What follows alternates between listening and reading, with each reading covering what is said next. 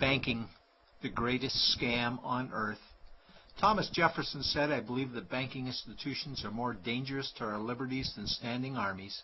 If the American people ever allow private banks to control the issue of their currency, the banks will deprive the people of all property until their children wake up homeless on the continent their fathers conquered." Jefferson's warning is already here. 40 million Americans are living on food stamps. Millions more are now homeless, living in tents, all because of one institution, the Federal Reserve System. The Federal Reserve is a group of private bankers who have stolen the money creation process from the American people. Most people still believe the Fed is an agency of the government working in our best interests. It is not.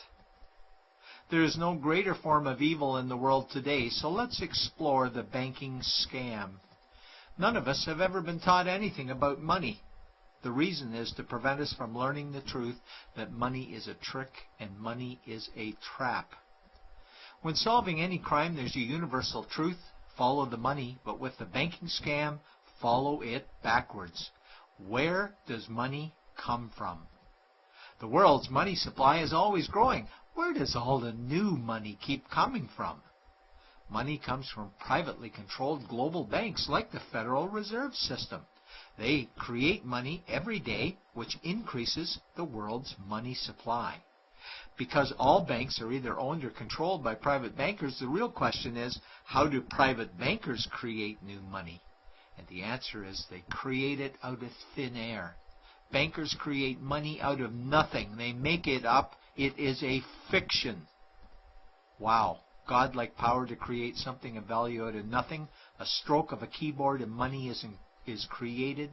In fact, only 3% of the world's money is even in the form of bills and coins, which means 97% of all money in the world is just numbers typed on a computer screen.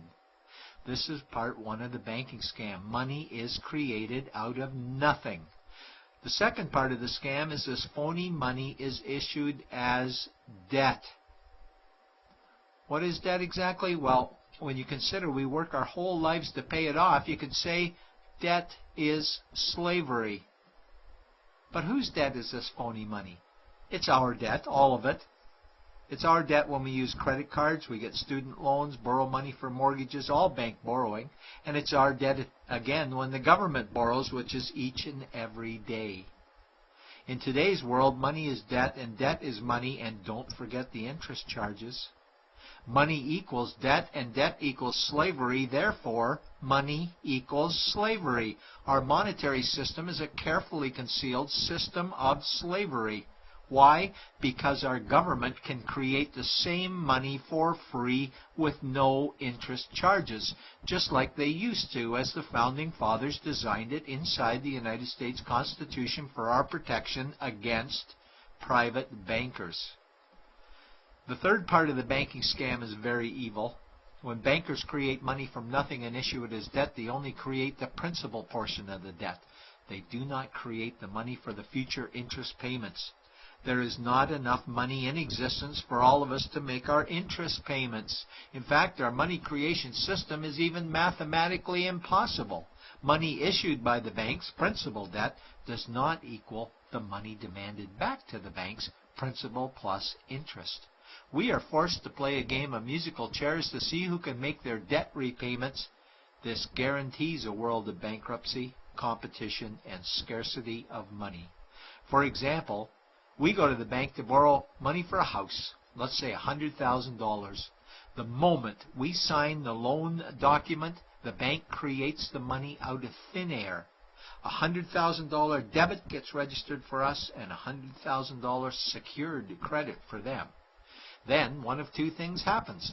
Either we give the bank 30 years of labor making house payments totaling $300,000 for the original $100,000 we borrowed, or the bank takes our house. The bankers get either our labor for life or our house, and often they get both, all from money created out of thin air and issued as debt, for money made out of nothing. This is why all the bankers end up with all the assets. The fourth part of the banking scam is inflation. People think inflation is prices and costs increase. A better answer might be the value of our money always goes down. Inflation is created every time the central banks print money, which is every day. Where does all this new money get its value? The answer is it steals its value from the existing money supply, where our savings are. Our savings are disappearing because of the new money they're printing. If money creation was in balance with goods and services, there would be no inflation. Prices would stay the same. But the reality is banks always print money, driving prices ever higher, which steals the value of our savings, making them disappear. Since the private bankers created the private Federal Reserve in 1913, the United States dollar has lost 97 cents in purchasing